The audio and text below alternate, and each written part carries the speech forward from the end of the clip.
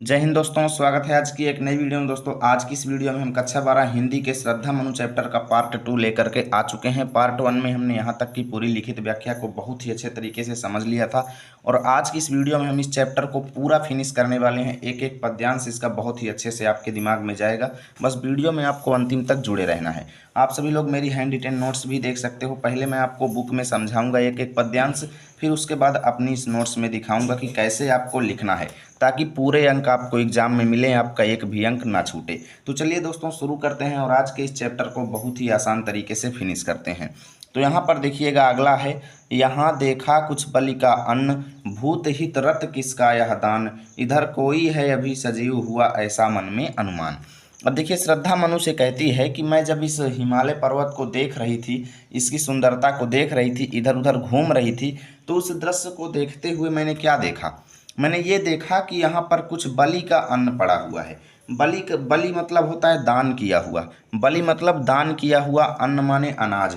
यानी यहाँ पर मैंने ये देखा कि कुछ अनाज जो है वो दान किया हुआ है। किसके लिए? भूत हित रत। भूत हित रत मतलब प्राणियों के लिए, यानी जीव जंतुओं के लिए दान किया हुआ कोई भोज्य पदार्थ यहाँ पे रखा हुआ है, बलि का अन्न। यानी यहाँ पर हिमालय पर्वत को देखते हुए या कह लो इन पर्वतमालाओं की सुंदरता को देखते हुए मैंने यहाँ पर दान किए हुए अन्न के कुछ अंश को देखा जो कि प्राणियों के हित के लिए रत है, अर्थात प्राणियों के लिए रखा गया है किसी व्यक्ति द्वारा, है ना। किसका यह दान? तभी मेरे मन में क्या हुआ कि अनुमान हुआ, ऐसा अनुमान हुआ कि किसका यह दान, आखिर ऐसा कौन व्यक्ति है जो प्राणियों के लिए दान कर रहा है, प्राणियों के लिए यहाँ पर अनाज रखा हुआ है, ठीक है ना। यानी तभी मेरे मन में ऐसा अनुमान हुआ ऐसा मन में अनुमान, अनुमान माने आशंका हुई, यानी मेरे मन में ऐसा अनुमान हुआ कि इधर कोई है अभी सजीव, अर्थात इधर कोई ना कोई तो ऐसा व्यक्ति है जो अभी जिंदा है, जिसने क्या किया है कि प्राणियों के लिए अनाज जो है दान किया हुआ है। और वो अनाज किसने दान किया था? मनु ने दान किया था, ठीक है ना। तो ये बात जो है श्रद्धा मनु से बता रही है कि जब मैंने उस दान किए हुए अन्न को देखा तो मेरे मन में ये अनुमान हुआ कि इधर कोई ना कोई अभी सजीव है। अब उसके बाद श्रद्धा कहती है कि हे तपस्वी। तपस्वी किसको कहा गया है? मनु को कहा गया है। ध्यान देना, सीधा प्रश्न पूछेगा प्रस्तुत पद्यांश में, तपस्वी किसे कहा गया है? तो मनु को कहा गया है। तो श्रद्धा मनु से कहती है कि हे मनु, क्यों इतने हो क्लांत? क्लांत माने दुखी, यानी तुम इतने दुखी क्यों हो, ठीक है ना भाई, तुम इतने दुखी क्यों हो आखिर। वेदना का यह कैसा वेग, वेदना माने दुख का, वेग माने तीव्रता, यह कैसा, अर्थात तुम्हारे चेहरे पर यह दुख की तीव्रता कैसी है, अर्थात तुम्हारे चेहरे पर इतना ज़्यादा दुख क्यों दिखाई दे रहा है, ठीक है ना। यानी तुम इतने क्यों दुखी हो भाई, तुम्हारे अंदर जो है ये पीड़ा किस चीज़ की है, इतनी अधिक पीड़ा किसकी है, ठीक है ना। आह तुम कितने अधिक हताश, बताओ यह कैसा उद्वेग। उसके बाद श्रद्धा कहती है कि तुम कितने अधिक हताश दिखाई दे रहे हो, कितने अधिक निराश दिखाई दे रहे हो। हे मनु, बताइए कि यह कैसा उद्वेग है, यानी तुम्हारे मस्तिष्क के अंदर कैसा उद्वेग चल रहा है, अर्थात कैसी चिंताएं चल रही हैं, यानी तुम्हारे मस्तिष्क में आखिर टेंशन किस बात की है, तुम मुझे ये बताओ, ठीक है ना। तो अब यहाँ से यहाँ तक का चलिए मैं आपको अर्थ दिखाता हूँ, यहाँ से लेकर के यहाँ तक का। तो एक तरफ लिख लेंगे दोस्तों, यहाँ देखा कुछ, दूसरी तरफ कैसा उद्वेग, डैश डैश कर देंगे। संदर्भ पूछेगा तभी लिखेंगे, जो चीज़ नहीं पूछेगा उसको बिल्कुल भी नहीं लिखेंगे। यहाँ पे लिखेंगे प्रस्तुत पद्यांश हमारी पाठ्य पुस्तक हिंदी के काव्य खंड में संकलित एवं जयशंकर प्रसाद द्वारा रचित श्रद्धा मनु नामक पाठ से लिया गया है, ठीक है। व्याख्या पूछेगा तो लिखेंगे, देखिए, हिमालय का दर्शन करने के दौरान श्रद्धा ने जमीन पर पड़े भोजन के कुछ अंश को पड़ा देखा, जिससे वह सोचती है कि यहाँ पर अभी कोई न कोई जरूर जिंदा है, ठीक है, अन्यथा इस वीरान क्षेत्र में दान का अन्न कहाँ से आता। श्रद्धा कहती है कि यही सोचकर मैं चल पड़ी और आपको यानी मनु को देखा, ठीक है। तो श्रद्धा मनु से कहती है कि हे तपस्वी, आप इतने दुखी क्यों हो, तुम्हारे मन में इतनी तीव्र पीड़ा क्यों है, तुम्हारे निराश होने के पीछे का कारण क्या है, यह कैसी चिंता है जो तुम्हारे मन मस्तिष्क में लगातार विराजमान है, ठीक है। एकदम सिंपल सा आपको लिख देना है। काव्यगत सौंदर्य देख लो, भाषा खड़ी बोली, शैली प्रबंधात्मक, अलंकार अनुप्रास है, गुण प्रसाद है, शब्द शक्ति अभिधा है। दुख की पिछली रजनी बीच विकसता सुख का नवल प्रभात, एक पर्दा यह झीना नील छिपाए है जिसमें सुख गात। अब देखिए, श्रद्धा मनु से कहती है कि जिस दुख के कारण तुम दुखी हो ना, वो दुख करना छोड़ दो, चिंता छोड़ दो। क्यों चिंता छोड़ दें? क्योंकि दुख की पिछली रजनी बीच, यानी जब किसी व्यक्ति के जीवन में दुख होता है ना, तो उसी दुख की पिछली रात्रि, रजनी माने रात्रि, बीच माने मध्य में, यानी उसी दुख की मध्य रात्रि में, यानी दुख की रात में ही क्या होता है कि विकसता सुख का नवल प्रभात, सुख का विकसता माने विकसित होता है, नवल प्रभात माने नया सवेरा, यानी दुख के बीच में ही सुख का नया सवेरा विकसित होता है। यानी अगर आपको दुख मिला है तो दुखी होने की बात नहीं है, क्योंकि वो भगवान का दिया हुआ वरदान है। क्योंकि देखिए, अब वो एग्जाम्पल देते हुए समझाती हैं, श्रद्धा जो है मनु को समझाती हैं कि तुम्हारे अंदर कोई भी दुख हो तो चिंता छोड़ दो, क्योंकि दुख की रात्रि के मध्य ही सुख का नया सवेरा विकसित होता है। ऐसा क्यों? क्योंकि ये जो रात्रि है ना, एक पर्दे के समान है। रात जैसे पर्दा काला होता है ना, और उसी काले पर्दे के पीछे कुछ भी चीज़ छुपाई जा सकती है, तो वही चीज़ है कि ये रात जो है एक नीले पर्दे के समान है। जैसे रात्रि को भी कई लोग नीला कलर बता देते हैं, कोई काला कहते हैं रात्रि, है ना। यानी ये पर्दा जो है एक नीले कलर का पर्दा है, और झीना है, झीना माने हल्का है। यानी ये रात्रि जो है, ये दुख जो है ना, ये दुख जो है ना, एक क्या है, हल्का पर्दा है, हल्का पर्दा है, नीला सा पर्दा, जिसके पीछे छिपा हुआ है सुखगात, अर्थात सुख रूपी शरीर जिसके पीछे छिपा हुआ है। अर्थात ये दुख के पीछे सुख जो है छिपा रहता है। जैसे होता क्या है कि रात्रि के पीछे सवेरा छिपा रहता है, जैसे ही रात जाती है तो तुरंत सवेरा हो जाता है। वैसे ही क्या है ना कि ये पर्दा के समान आपका दुख है, जैसे ही ये पर्दा हटेगा तो तुरंत आपको सुख मिल जाएगा, है ना। इसलिए चिंता मत कीजिए। अब देखिए आगे कहती है, जिसे तुम समझे हो अभिशाप जगत की ज्वालाओं का मूल, इसका वह रहस्य वरदान कभी मत इसको जाओ भूल। अब देखिए कहती है, जिसे तुम समझे हो अभिशाप, यानी कि तुम्हें जो दुख मिला है ना, तुम ये समझते हो कि ये तुम्हें श्राप मिला है। ऐसा मत समझो। जो दुख तुम्हें मिला है उसे श्राप मत समझो। ये क्या है? जगत की ज्वालाओं का मूल। और जो तुम्हें दुख मिला है उसे तुम क्या समझते हो? जगत की ज्वालाओं। जगत की ज्वालाओं का मतलब ये है कि समस्त समस्याओं का, ठीक है ना, समस्त समस्याओं का जड़ तुमने किसको मान लिया है? दुख को मान लिया है। हे मनु, तुम्हारे जीवन में जितनी समस्याएं हैं उसका तुमने मुख्य आधार किसको मान लिया है? जड़ को वो क्या, दुख को मान लिया है। जगत की ज्वालाओं का मतलब जीवन की समस्याएं, यानी जीवन की समस्याओं का आधार तुमने जिस दुख को समझ लिया है ना, जिस दुख को तुमने समझ लिया है वो तुम्हारा एकदम गलत है। क्यों? क्योंकि ये दुख जो होता है ना, इसका वह रहस्य वरदान कभी मत जाओ इसको भूल। अर्थात जिस दुख को तुमने अभिशाप समझ लिया है और समस्त सांसारिक समस्याओं का आधार समझ लिया है, वो भगवान का, इसका माने भगवान का एक रहस्यमयी वरदान है। अर्थात भगवान का दिया हुआ एक वरदान है जो व्यक्ति को पता हुआ नहीं रहता, ठीक है। और इसलिए हे मनु, तुम कभी भी इसको मत भूलो कि ये दुख जो है भगवान का दिया हुआ वरदान है, और जैसे रात्रि जाती है सवेरा होता है ना, वैसे ही ये दुख जाएगा और सवेरा होगा, ठीक है। चलिए इसका अर्थ भी देखते हैं।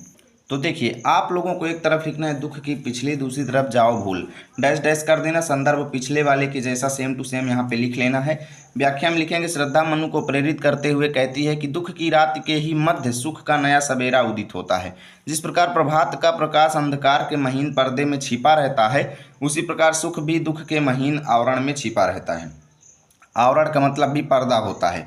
कहने का तात्पर्य यह है कि दुख का यह प्रभाव अधिक देर तक नहीं टिकता और नई आशाओं को संजोए हुए सुख का आगमन हो करके रहता है।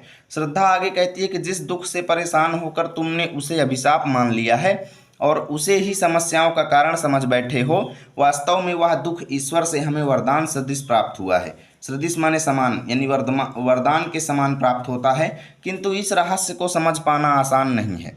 बावजूद इसके तुम्हें इस बात को याद रखना चाहिए कि दुख रूपी वरदान ही मानव को सुख प्राप्त करने के लिए हमेशा प्रेरित करता है। जब तक आपको दुख नहीं मिलेगा तब तक आप सुख प्राप्त करने के लिए मेहनत ही नहीं करेंगे, ठीक है ना।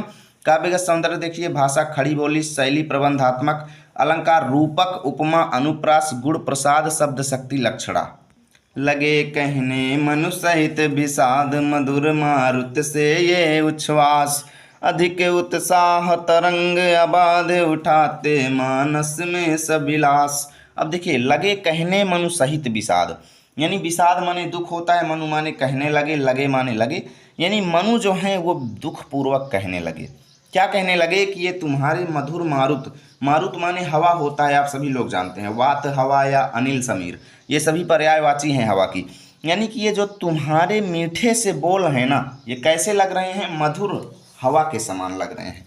जैसे जैसे मीठी हवा चलती है ना, जब मंद मंद हवा चलती है तो बहुत सुकून मिलता है ना, जो आनंद की प्राप्ति होती है, वैसे ही मनु कहते हैं कि तुम्हारी ये बोली जो है ना, जब मैं सुनता हूँ तो मुझको कैसा प्राप्त होता है, आनंद सा प्राप्त होता है। मधुर मारुत यानी ये मंद मंद हवा के समान तुम्हारी आवाज़ मुझे प्रतीत होती है। ये उच्छ्वास का मतलब क्या होता है, उच्छ्वास का मतलब होता है शरीर से सांस को निकालना, ठीक है, सांस को निकालना उच्छ्वास कहलाता है। अब शरीर से श्वास का निकालना मतलब क्या है कि जब कोई व्यक्ति बोलेगा तो उसके शरीर से सांस निकलेगी, तो वही चीज़ है कि ये जो तुम बोलती हो, तो उच्छ्वास का मतलब यहाँ पर आप क्या लेंगे, बोलना। यानी श्रद्धा जब तुम बोलती हो अर्थात मुख से सांस निकालती हो, तो ये हवा जो है मुझको कैसे लगती है, मंद मंद हवा के समान लगती है। यानी तुम्हारी बोली बहुत प्रिय लगती है, और ये तुम्हारी बोली जो है मेरे मानस में अर्थात मेरे मन में, मेरे मस्तिष्क में अधिक माने बहुत ज़्यादा तरंगे जो है, अबाध, अबाध माने बिना किसी बाधा के, यानी बिना किसी रुकावट के, यानी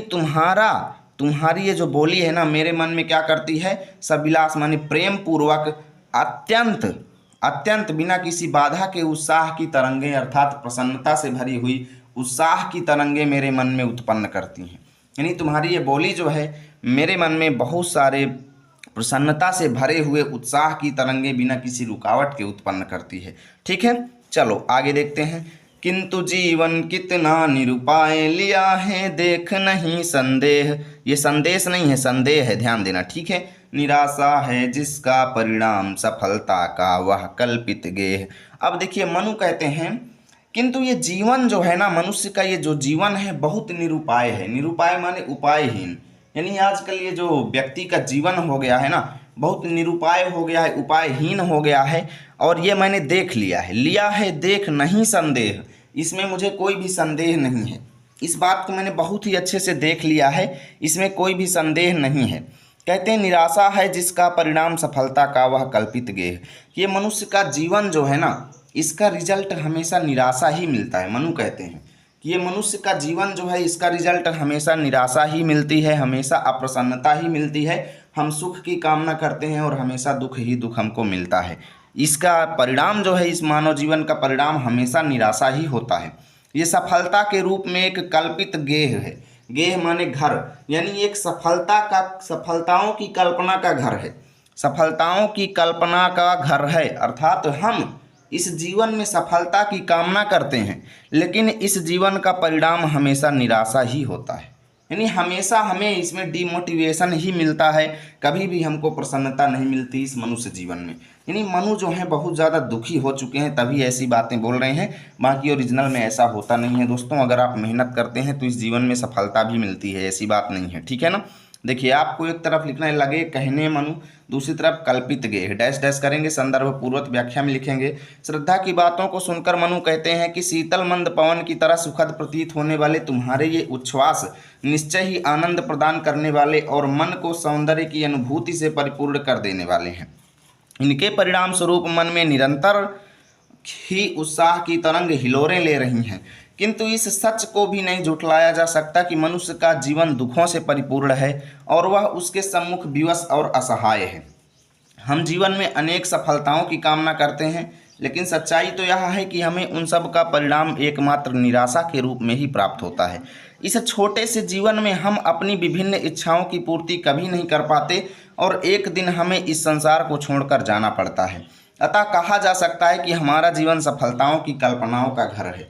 ठीक है, काव्य का सौंदर्य में देखिए भाषा खड़ी बोली, शैली प्रबंधात्मक, अलंकार, उपमा एवं अनुप्रास, गुण प्रसाद, शब्द शक्ति, अभिधा एवं व्यंजना।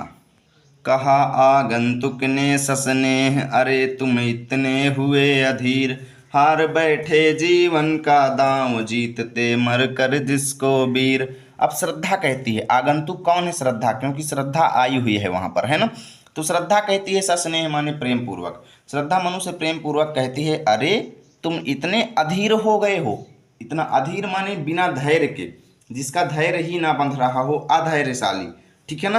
यानी तुम इतने अधीर हो गए हो, इतने अधीर हो गए हो, बिना धैर्यशाली हो गए हो कि तुम अपने जीवन का दांव ही हार चुके हो। हार बैठे जीवन का दांव, अर्थात जीवन की सफलताओं को तुम हार बैठे हो और तुमने उस सफलता को हार लिया है जिसको जीतने के लिए मर करके जिसको वीर जीतते हैं। यानी ऐसे वीर बहादुर हमारे देश में हैं जो सफलता पाने के लिए मर जाते हैं, मर करके इस सफलता को पाते हैं और तुम जीते हुए उसको हार गए। तुम इतने अधीर हो गए हो, इतना तुम थक गए हो, इतना निराश हो गए हो कि तुमने जीवन की सफलताओं का दांव ही खो दिया, मौका ही खो दिया। परंतु इसी जिसको तुमने खो दिया ना, इसी को पाने के लिए क्या होता है, वीर जो होते हैं मर करके इसको जीतते हैं, है ना। तप नहीं केवल जीवन सत्य करुण या क्षणिक दीन अवसाद, तरल आकांक्षा से है भरा सो रहा आशा का आह्लाद। ध्यान देना, ये आकाश नहीं है, तरल आकांक्षा है, ठीक है ना। ये आकाश शब्द का यहाँ पर कोई उपयोग ही नहीं है, ये गलत लिखा हुआ है, इसको सही कर लेना। अन्य बुकों में आकांक्षा दिया हुआ है, इसीलिए मैं बता रहा हूँ, ठीक है ना, अपने मन से नहीं बता रहा हूँ। देखिए, तप नहीं केवल जीवन सत्य। अब यहाँ पे श्रद्धा कहती है कि हे तपस्वी, जो तुम तपस्या कर रहे हो यहाँ पे बैठे हुए, इस तपस्या ये तपस्या जो है ना, यही केवल जीवन का वास्तविक सत्य नहीं है। केवल तपस्या ही मनुष्य के जीवन का वास्तविक सत्य नहीं है, ठीक है ना। यानी ना तो तपस्या से ही तुम्हारा दुख दूर होगा, केवल तपस्या से ही तुम्हारा दुख दूर नहीं होगा। और ये जो तुम्हारा दीन अवसाद है, दीन अवसाद माने दीनतापूर्ण उदास मुख जो है ना, ये तुम्हारा दीनतापूर्ण उदास मुख जो है और ये करुणा जो है तुम्हारे मन में जो दुख है और जो दयालुता है, ये क्षणिक है, क्षण भर के लिए है। यानी आपके अंदर ये जो दुख है ना, ये क्षण भर के लिए है। एक समय ऐसा आएगा जब आपका ये दुख दूर हो जाएगा। और हे तपस्वी, केवल तपस्या ही जीवन का वास्तविक सत्य नहीं है। ये तुम्हारे दुख जो हैं और ये तुम्हारी करुणा जो है क्षणिक है, कुछ क्षण के लिए है, थोड़ी देर बाद ये दूर हो जाएगी। और ये तरल आकांक्षा से है भरा। तरल का मतलब होता है दोस्तों बहने वाला, अर्थात कभी ना रुकने वाला, चंचल, गतिशील। यानी कि ये मनुष्य का जो जीवन है ना, गतिशील है और आकाश से यानी आकांक्षा से है भरा, अर्थात इच्छाओं से भरा हुआ है। आकांक्षा का मतलब क्या है, इच्छाओं से। यानी मनुष्य का जीवन जो है तरल है, चंचल है, गतिशील है और इच्छाओं से भरा हुआ है, ठीक है ना। और बस तुम्हें करना क्या है कि ये जो तुम्हारी आशाएं हैं, तुम्हारी उम्मीदों का आह्लाद, आह्लाद माने प्रसन्नताओं की उम्मीदें। तो आशा का आह्लाद का मतलब क्या हुआ कि अच्छे दिनों की उम्मीदें, अर्थात प्रसन्नताओं की उम्मीदें। यानी मनुष्य का जीवन जो है उम्मीदों से भरा हुआ है और तुम्हारे जीवन में जो प्रसन्नताओं की उम्मीदें जो है ना, वो सो रही हैं। सो रहा आशा का आह्लाद, अर्थात प्रसन्नताओं की उम्मीद जो है वो तुम्हारे जीवन में सो रही है। बस तुम्हें करना क्या है कि उन प्रसन्नताओं की उम्मीद को जगाना है तुम्हें। जो तुम कह रहे हो कि तुम्हारे जीवन में अब सुख नहीं आएगा, क्योंकि तुम्हारी जो प्रसन्नताओं की उम्मीदें हैं वो तुम्हारे मन में सो चुकी हैं। तुम्हें उसे जगाना है और फिर नए जीवन का संचार करना है, जिससे तुम्हें अपने जीवन में फिर से प्रसन्नता हासिल होगी, ठीक है। अब यहाँ से यहाँ तक का चलिए देख लेते हैं, इसको भी अच्छे से समझ लेते हैं। देखिए, आप लोगों को एक तरफ लिखना है कहा आगंतुक ने, दूसरी तरफ आशा का आह्लाद। संदर्भ पहले की भांति व्याख्या में लिखेंगे। मनु की बात सुनकर श्रद्धा कहती हैं कि हे तपस्वी, तुमने धैर्य खो दिया है। अब तुम में उस सफलता को पाने की तीव्र इच्छा भी शेष नहीं है जिसे वीर पुरुष अथक परिश्रम के बल पर प्राप्त करते हैं, क्योंकि साहसी और कर्मवीर बनने की जगह तुम निराश और हतोत्साहित हो गए हो। हे तपस्वी, केवल तपस्या को जीवन का ध्येय बनाना कदापि उचित नहीं, क्योंकि बस यही एक जीवन का सत्य नहीं है। तुम जिस करुणा और दीनतापूर्ण दुख की स्थिति में जी रहे हो वह अविलंब ही समाप्त होने वाली है, यानी जल्दी ही समाप्त होने वाली है। वास्तव में मानव जीवन आशा, उत्साह और खुशियों से परिपूर्ण है, बस आवश्यकता है उन्हें जगाने की। अतः हमें पूरे उत्साह के साथ आशान्वित होकर यानी उम्मीद लेकर के जीना चाहिए। निराशा का दामन हमेशा के लिए छोड़ देना चाहिए, ठीक है। काव्यगत सौंदर्य देखिए, खड़ी बोली, भाषा शैली प्रबंधात्मक, अलंकार, मानवीकरण, अनुप्रास, गुण प्रसाद, शब्द शक्ति, लक्षणा। प्रकृति के यौवन का श्रृंगार करेंगे, कभी न बासी फूल मिलेंगे, वे जाकर यति शीघ्र आह उत्सुक है उनकी धूल। अब देखिए, यहाँ पर श्रद्धा जो है मनु को कहती है कि हे मनु, प्रकृति का अर्थात इस पर्यावरण का, ठीक है, यौवन का श्रृंगार यानी इस पर्यावरण की सुंदरता का श्रृंगार जो है ना, इस पर्यावरण की सुंदरता का श्रृंगार जो है ना, करेंगे कभी न बासी फूल, कभी भी बासी फूल नहीं करते। अर्थात बासी फूलों से इस पर्यावरण की सुंदरता कभी नहीं होती, यानी कि जो बासी फूल होते हैं ना, मिलेंगे वे जाकर अतिशीघ्र, यानी वो जल्दी ही जा करके कहाँ मिल जाएंगे, धूल में, क्योंकि उनकी धूल जो है बहुत उत्सुक है। किससे मिलने के लिए, उनसे मिलने के लिए, बासी फूलों से मिलने के लिए वो जो धूल जो है ना बहुत उत्सुक है, बहुत एक्साइटेड है। क्योंकि बासी फूल जो है कभी भी पर्यावरण का यानी प्रकृति का श्रृंगार नहीं करते, उनको तो तुरंत जा करके ही धूल में मिलना होता है। इसलिए हे मनु, ये जो तुम बासी बने हुए हो, तुम्हारे मन में ये जो उम्मीदें नष्ट हो गई हैं, तुम्हारी आशाएं सो गई हैं, जो तुम दुखी हो गए हो, निराश हो गए हो, तुरंत प्रसन्न हो जाओ। क्योंकि यदि तुम निराश रहोगे, ठीक है ना, यदि तुम निराश रहोगे तो तुम भी धूल में मिल जाओगे। तुम इस पर्यावरण का, इस नीरस दुनिया का, इस, ठीक है ना, इस समस्या से ग्रस्त जीवन का तुम फिर से संचार नहीं कर पाओगे और तुम भी नष्ट हो जाओगे। ठीक है, तो यहाँ से यहाँ तक का चलिए देख लेते हैं भाई, छोटा सा इसको समझते हैं क्योंकि अगला जो है इससे थोड़ा अलग है। चलिए, एक तरफ लिखेंगे प्रकृति के यौवन, दूसरी तरफ उनकी धूल। संदर्भ में पूर्वत व्याख्या में लिखेंगे श्रद्धा निराश मनु को समझाते हुए कहती है कि प्रकृति की शोभा कभी भी बासी अथवा मुरझाए हुए फूल नहीं बढ़ाते। जो फूल ताजे हों और खिले हुए हों, उन्हीं की सुंदरता और खुशबू से उद्यान यानी बगीचा अथवा वन सुशोभित होते हैं। डाल से टूटे हुए फूलों का तो बस एक ही परिणाम होता है और वह है धूल में मिलकर अपना अस्तित्व समाप्त कर लेना। अतः मानव को भी निराशा और अकर्मण्यता त्याग कर आशा और परिश्रम के सहारे अपने जीवन को सार्थक बनाना चाहिए। हे मनु, तुरंत जागृत हो जाओ। ठीक है, काव्यगत सौंदर्य में भाषा खड़ी बोली, शैली प्रबंधात्मक, अलंकार मानवीकरण रूपक, गुण प्रसाद शब्द शक्ति लक्षणा। एक तुम यह विस्तृत भूखंड, प्रकृति वैभव से भरा अमंद, कर्म का भोग, भोग का कर्म, यही जड़ चेतन का आनंद। समझिएगा, कहती है श्रद्धा मनु से कि हे मनु, एक तुम हो जो हमेशा निराशा की बात कर रहे हो, हमेशा डिमोटिवेट हो गए हो और दुख की बातें करते हो। हे मनु, एक तुम हो जो दुख भरी बातें कर रहे हो, और यह विस्तृत माने विशाल, भूभाग माने फैला हुआ भूखंड या पूरी धरती, और दूसरी तरफ ये पूरा पर्यावरण है, फैली हुई विशाल धरती जो है क्या कर रही है, प्राकृतिक वैभव से भरी हुई है। अमंद, अमंद माने जो तेज गति से चल रहा हो, तीव्र हो, अर्थात बहुत अच्छे तरीके से जो सजा हुआ हो। अर्थात दूसरी तरफ ये विशाल भूखंड है, विशाल भूभाग है, विशाल पृथ्वी है जो पूरा प्राकृतिक वैभव से भरी हुई है। वैभव माने धन दौलत, जायदाद, ऐश्वर्य, सुख, संपदा सब होती है। ठीक है ना, और दूसरी तरफ ये धरती जो है क्या है, पर्यावरण जो है सुंदरता से परिपूर्ण है, अमंद है यानी बहुत तीव्र है, और ये क्या कर रहा है, ये तुम्हें अपनी तरफ आकर्षित कर रहा है। और एक तुम हो, तुम जो निराशा की बातें कर रहे हो, और एक तरफ ये विशाल भूखंड है जो क्या कर रहा है, हमें मोटिवेट कर रहा है नए जीवन का संचार करने के लिए। ठीक है, इसलिए हे मनु, कर्म का भोग, क्योंकि ये जीवन जो है, ये मनुष्य का जीवन जो है, इसमें हमें कर्म का ही भोग मिलता है।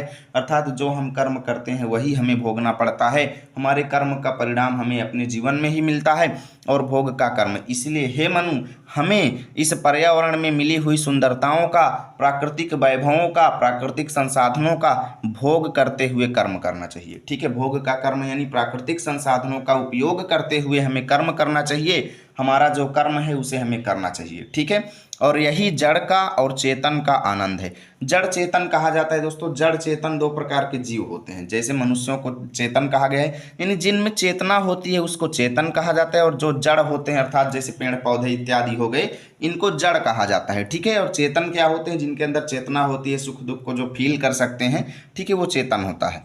यानी कि यही जड़ों का और चेतन दोनों प्रकार के प्राणियों का वास्तविक आनंद है। ठीक है, कि कर्म करके भोग करें, और भोग का यानी पृथ्वी में मिले हुए चीज़ों का उपयोग करते हुए कर्म करें। यही इस पृथ्वी के जड़ों का और चेतन दोनों प्रकार के प्राणियों का वास्तविक सुख है। ठीक है, अब देखिए अगला, अकेले तुम कैसे असहाय यजन कर सकते, तुच्छ विचार तपस्वी आकर्षण से हीन कर सके नहीं आत्मविस्तार। अब कहते हैं यहाँ पे, तुम ये सोचते हो, हे मनु, तुम ये सोचते हो, तुम्हारे तुच्छ विचार ये हैं कि तुम ये सोचते हो कि अकेले तुम कैसे असहाय यानी बिना किसी सहारे के तुम कैसे यजन कर सकते हो। यजन माने प्रतिज्ञा कर सकते हो, यज्ञ कर सकते हो।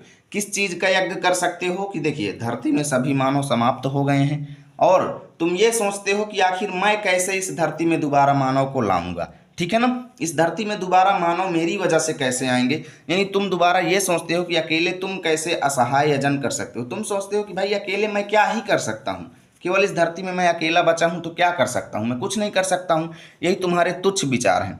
यानी अकेले तुम कैसे असहाय बिना किसी सहारे के तुम कैसे इस धरती को फिर से मानवों से परिपूर्ण कर सकते हो, और तुम अकेले इस प्रतिज्ञा को नहीं करना चाहते हो क्योंकि तुम तुच्छ विचार वाले हो, ठीक है ना।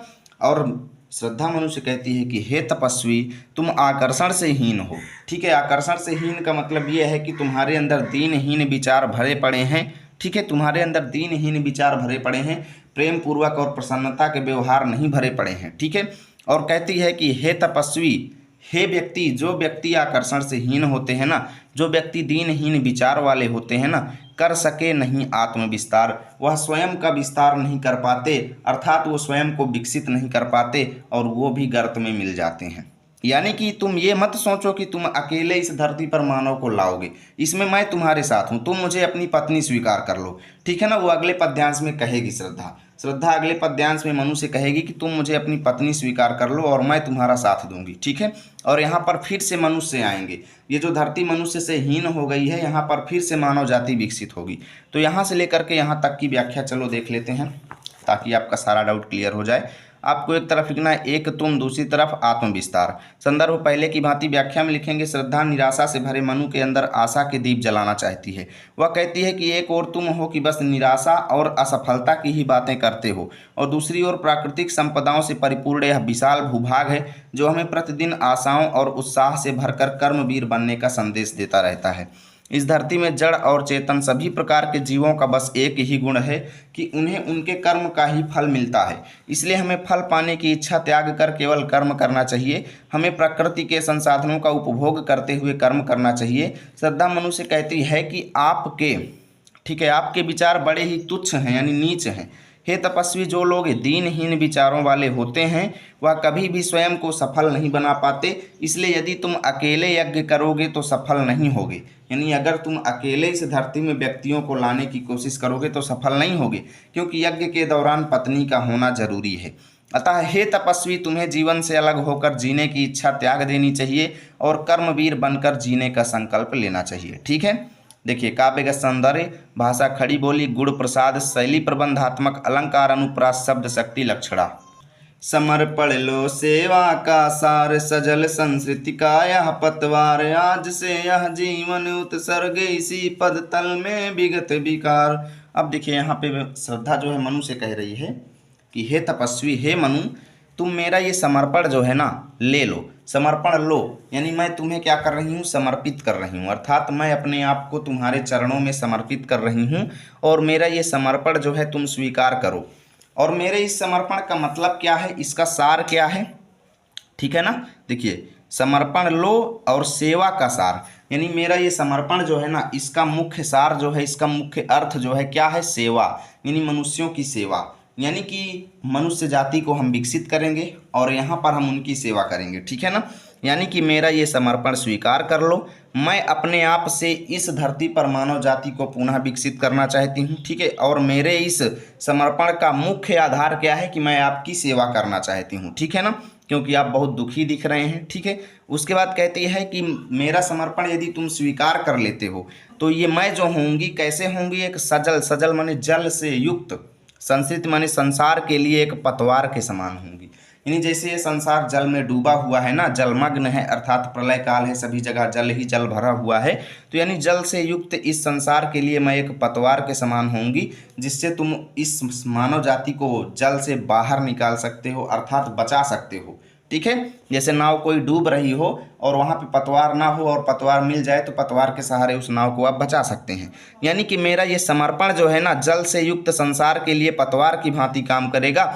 और इसीलिए हे तपस्वी, आज से ये मेरा जीवन जो है ना उत्सर्ग है, मैंने तुम्हारे ऊपर निछावर कर दिया। उत्सर्ग माने निछावर है, तुम्हारे ऊपर मैंने समर्पित कर दिया। और इसी पद तल में, अर्थात तुम्हारे चरणों के तले ही, तुम्हारे पैरों के पास ही विगत विकार, विगत का मतलब होता है पिछली सारी बातें भूल करके, ठीक है। पिछली सारी बातें भूल करके, विकार माने, विकार का मतलब आप यहाँ पे लिख सकते हैं कि मैं पूरे मन से तुम्हारे साथ रहूँगी, तुम्हारा साथ दूंगी पूरी जिंदगी भर, ठीक है।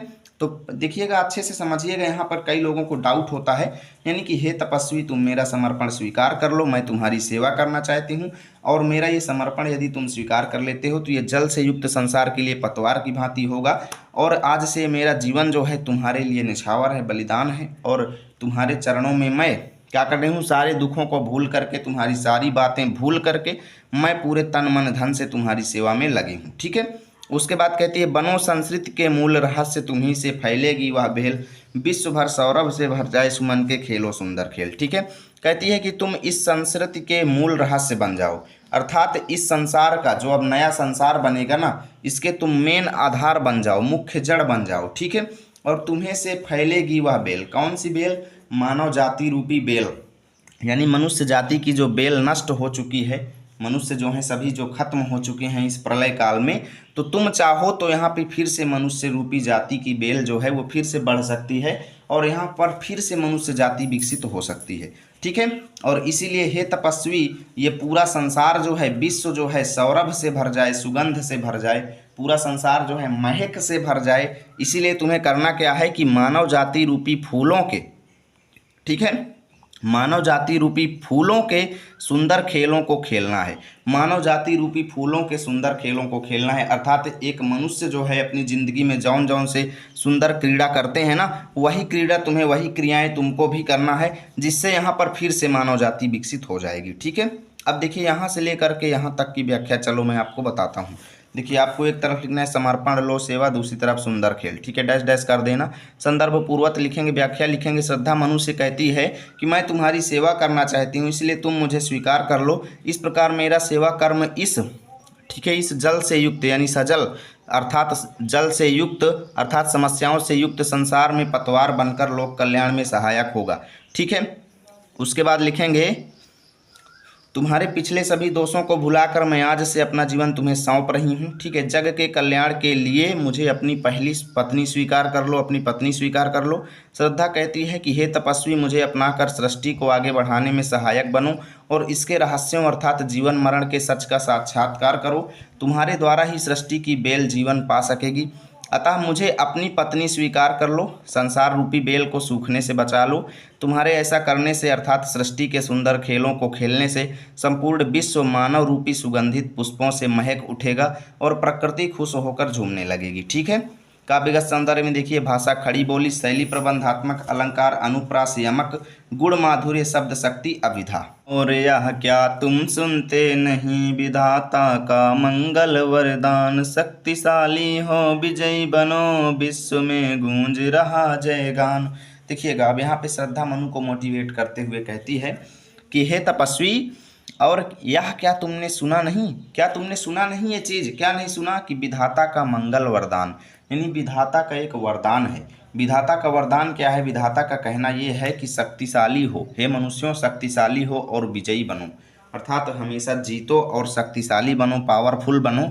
और यही वरदान जो है विश्व में गूंज रहा जयगान, यानी यही जयकारा पूरे संसार में गूंज रहा है। ठीक है। हे मनु, क्या तुमने ये जयकारा नहीं सुना?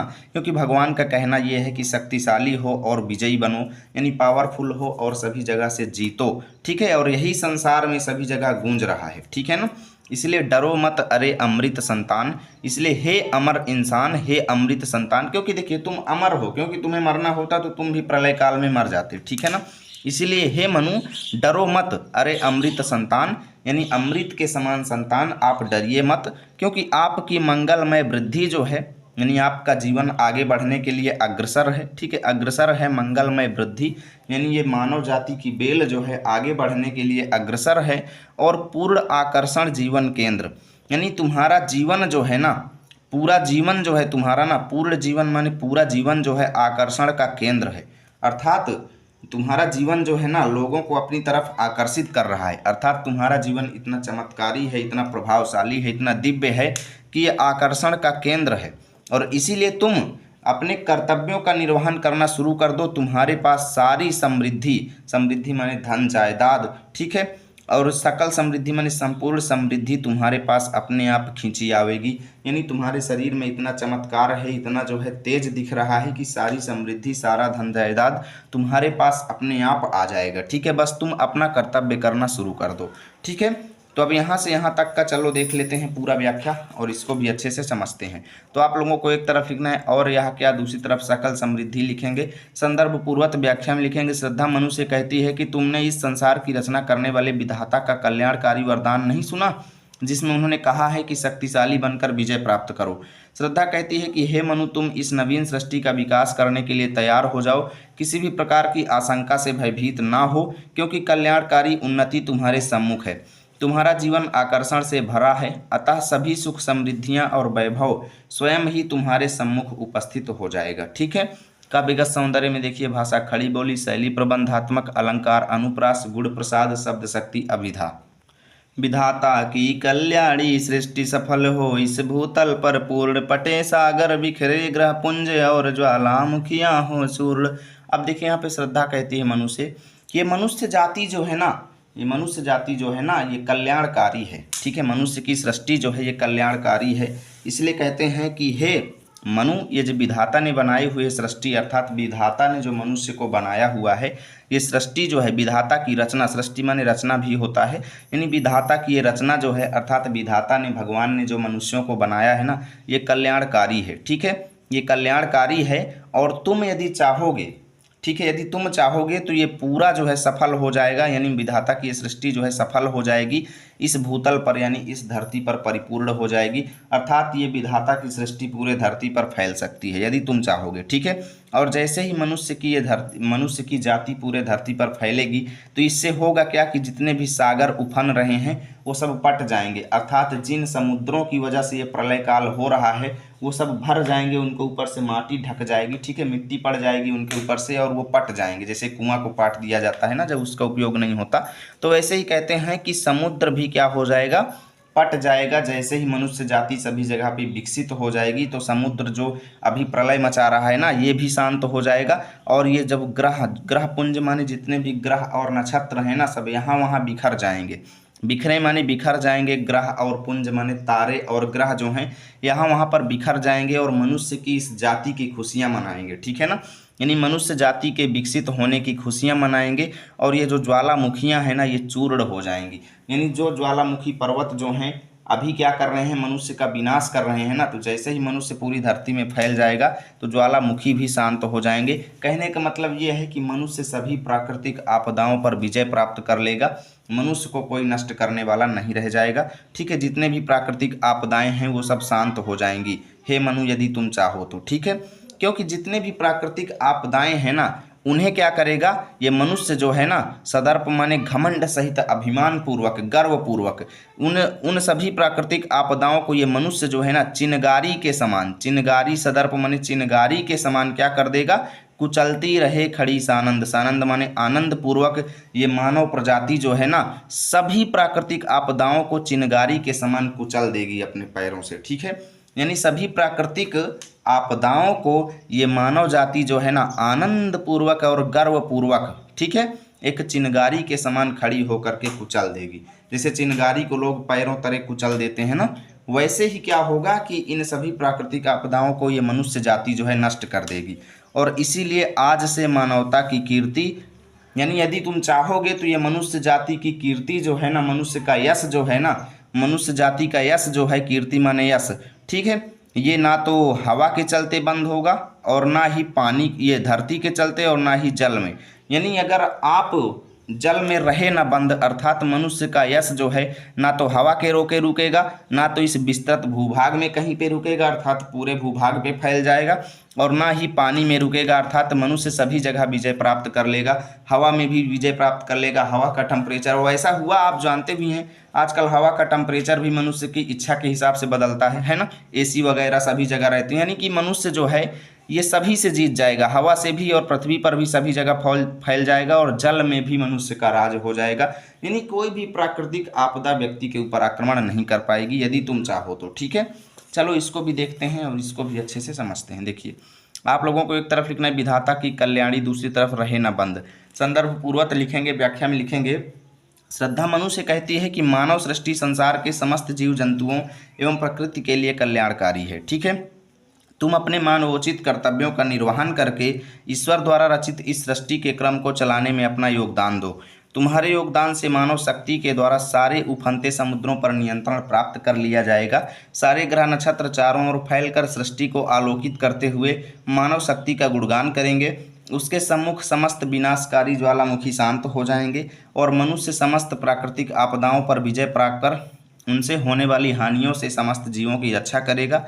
आज से वायु, पृथ्वी एवं जल जैसे प्राकृतिक तत्व भी संपूर्ण ब्रह्मांड में फैलने वाले मानवता के यश को रोक नहीं पाएंगे। ठीक है। काव्यगत सौंदर्य देखिए, भाषा खड़ी बोली, शैली प्रबंधात्मक, अलंकार, उपमा, अनुप्रास, गुण प्रसाद, शब्द शक्ति, अभिधा एवं व्यंजना। अब देखिएगा दोस्तों लास्ट पद ध्यान से। जलधि के फूटे कितने उत्स द्वीप, कच्छप डूबे उतराए, किंतु वह खड़ी रहे दृढ़ मूर्ति, अभ्युदय का कर रही उपाय।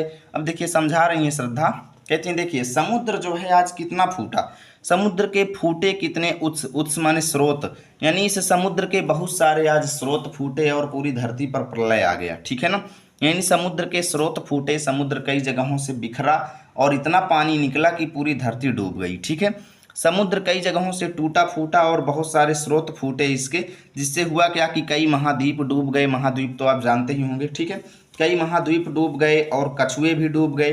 ठीक है, कच्छप माने कछुआ, कछुए भी डूब रहे हैं और उतरा रहे हैं। ठीक है, डूबे उतराएं, यानी सभी जगह पानी ही पानी हो गया। और इससे हुआ क्या कि सारे महाद्वीप डूब गए, कछुए भी डूब रहे हैं और उतरा रहे हैं। लेकिन मानव जाति अभी भी जिंदा है। क्यों जिंदा है? क्योंकि देखिए पूरा प्रलय काल हो गया, सब कुछ नष्ट हो गया, लेकिन इतना होने पर भी ये मनुष्य जाति रूपी दृढ़ मूर्ति जो है, मनुष्य जाति रूपी ये कठोर मूर्ति जो है अभी भी क्या हो खड़ी है, अभी भी खड़ी रहे दृढ़ मूर्ति और अभ्युदय का कर रही उपाय, यानी अपनी उन्नति का उपाय कर रही है। अर्थात देखिए इतनी सारी बाधाएं आ गई, सारी चीज़ें नष्ट हो गई, लेकिन भगवान अभी भी चाहता है कि मनुष्य जाति अभी भी जिंदा रहे, क्योंकि मनुष्य जाति की दृढ़ मूर्ति के रूप में मैं और आप अभी भी जिंदा हैं। ठीक है, श्रद्धा कहती है मैं और आप अभी भी जिंदा हैं और अभ्युदय का उपाय कर रहे हैं, अर्थात इस संसार को फिर से उन्नति की ओर ले जाने का उपाय ढूंढ रहे हैं। ठीक है, अब देखिए शक्ति के विद्युत कण जो व्यस्त विकल बिखरे हैं हो निरुपाय, समन्वय उसका करे समस्त विजयनी मानवता हो जाए। अब यहाँ पे श्रद्धा कहती है कि देखिए ये संसार जो है विद्युत कणों से मिलकर के बना हुआ है। संसार जो है ये शक्ति के विद्युत कणों से मिलकर के बना है, शक्ति रूपी विद्युत कणों से मिलकर के बना है।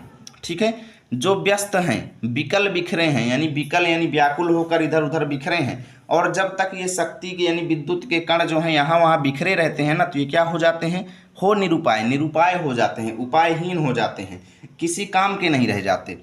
ये विद्युत के कण जो हैं जब तक अकेले रहेंगे, इधर उधर बिखरे रहेंगे, तो क्या हो जाएंगे, निरुपाय हो जाएंगे। लेकिन जब ही उसका समन्वय होगा, जब ही उन सब को आपस में मिला दिया जाता है ना, तो समन्वय उसका करे समस्त विजयनी मानवता हो जाए, तभी मानव जाति क्या हो जाती है, विजयी हो जाती है।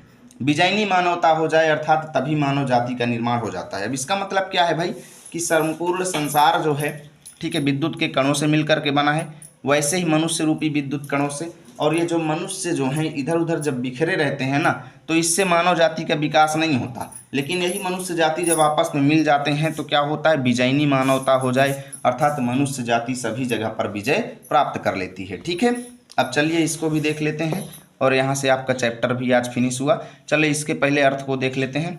देखिए आप लोगों को एक तरफ लिखना है जलधि के फूटे, दूसरी तरफ मानवता हो जाए। संदर्भ पूरक व्याख्या में लिखेंगे श्रद्धा मनु को समझाती है कि भीषण प्रलय में समुद्र के बहुत से स्रोत फूट गए थे और चारों ओर जल ही जल हो जाने की स्थिति में द्वीपों सहित कछुआ आदि समस्त जीव जंतु उसमें डूबने और बहने लगे थे। इसके बावजूद मानवता की रक्षा और उत्थान हेतु नव प्रयास जारी है। मानवता की दृढ़ मूर्ति के रूप में स्वयं हम दोनों एक साथ विद्यमान हैं। यहाँ श्रद्धा की बातों का आशय यह है कि महाप्रलय के बाद भी मानवता अपने अस्तित्व की रक्षा करने में विजयी रही है। ठीक है, आगे श्रद्धा कहती है कि इस सृष्टि की रचना शक्तिशाली विद्युत कणों से हुई है, किंतु जब तक विद्युत कण अलग अलग होकर भटकते रहते हैं तब तक ये शक्तिहीन होते हैं, और जब ये परस्पर मिल जाते हैं तब इनमें अपार शक्ति का स्रोत प्रस्फुटित होता है। ठीक उसी प्रकार जब तक मानवता अपनी शक्ति को संचित ना करके उसे बिखेरता रहता है, मानव जो है अपनी शक्ति को जब तक संचित ना करके उसे बिखेरता रहता है तब तक वह शक्तिहीन बना रहता है, और जब वह समन्वित हो जाता है यानी जब वो मिल जाता है आपस में, तो वह विश्व को जीत लेने की अपार शक्ति प्राप्त कर लेता है। ठीक है, काव्यगत सौंदर्य देखिए, भाषा खड़ी बोली, शैली प्रबंधात्मक, अलंकार दृष्टांत गुण प्रसाद शब्द शक्ति लक्षणा। यानी इस पद्यांश में सभी लोगों को एक होने की प्रेरणा दी गई है। उम्मीद करता हूँ वीडियो आज का बहुत अच्छा लगा होगा। यदि वीडियो अच्छा लगा है तो लाइक करना, दोस्तों के पास शेयर करना। इसकी पीडीएफ चाहिए तो टेलीग्राम पे जाना, लर्न विथ आरपी लिखना, मेरा चैनल आएगा, वहाँ पर इसकी पीडीएफ मिल जाएगी। मिलेंगे आप सभी के साथ अगली वीडियो में, तब तक के लिए जय हिंद जय भारत।